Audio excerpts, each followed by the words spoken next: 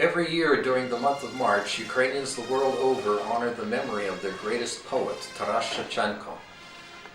The month of March is also associated with another great Ukrainian national figure, Mykola Lysenko, the leading musician of the Ukrainian cultural movement at the end of the 19th century and the beginning of the 20th century.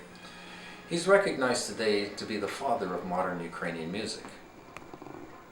It has been said many times that Lysenko is to Ukrainians as the composer Grieg is to the Norwegians, and as Bartók is to the Hungarians.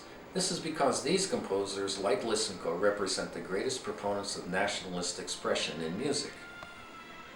Lysenko was born 179 years ago on March 22, 1842. He was born into an aristocratic Cossack family, and he learned the basics of music from his mother, who gave him his first piano lessons, and it was from his grandparents that he gained a strong appreciation for his Cossack heritage. Eventually, he went on to pursue music at a higher level in Germany and Russia, where he studied with some of the best instructors of the day, one of which was the famous composer Rimsky-Korsakov.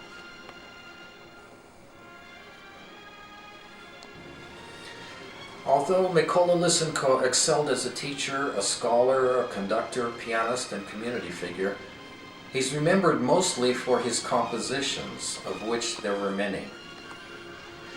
Over his lifetime, Lysenko arranged approximately 500 folk songs.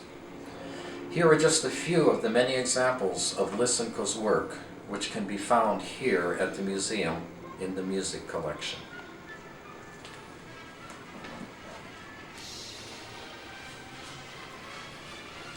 In addition to this, Lysenko loved opera. He wrote a number of very successful operas, most notably Natalka Poltavka and Taras Bulba. The overture to Taras Bulba is a masterpiece that evokes the heart and soul of Ukraine. And here is a complete score to the overture to the opera Taras Bulba. Another interesting item is this opera for children. It's called Koza Dereza. This particular edition was published in Lviv in 1925. Lysenko was a great admirer of poetry. He was well acquainted with the poetry of all the major Ukrainian writers.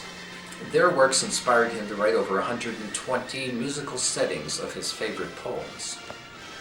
While he was attracted to the poems of writers such as Ivan Franko, Lesha Ukrainka, it was the poetry of Taras Shevchenko that occupied a special place in Lysenko's work. Shevchenko's masterpiece, the Kobzar, particularly fascinated Lysenko. He composed music for 82 of the poems from the Kobzar. The year 1962 marked the 120th anniversary of Lysenko's birth. In honor of the occasion, many anniversary concerts were offered in many cities around the world. Here's a program book from a Lysenko commemoration that took place in Winnipeg, Manitoba in 1963.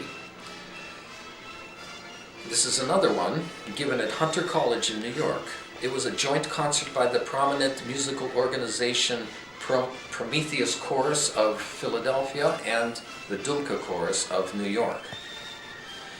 Here in Cleveland, the Dnipro Chorus gave a concert in honor of the great composer at Parma Senior High School Auditorium.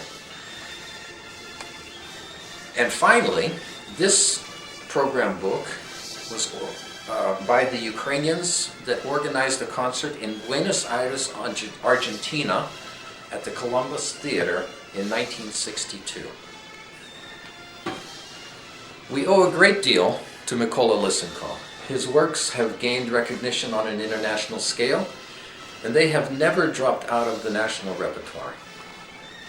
It is for these reasons that we continue to pay tribute to this influential composer and recall the many contributions that he made to the development of our Ukrainian musical heritage.